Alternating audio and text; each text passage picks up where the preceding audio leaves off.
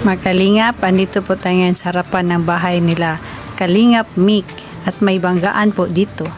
Isang jeep at 2 tricycle. Ayan.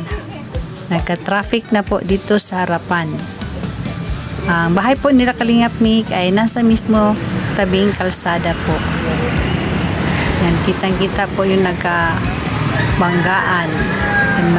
Siguro makukuha lang yan sa mabuting usapan para masettle po ang kanilang problema ng mga drivers o nag-antay patan ng pulis.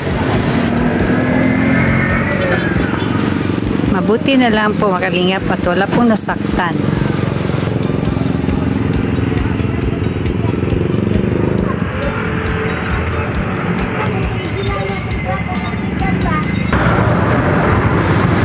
Thank you for watching. God bless everyone.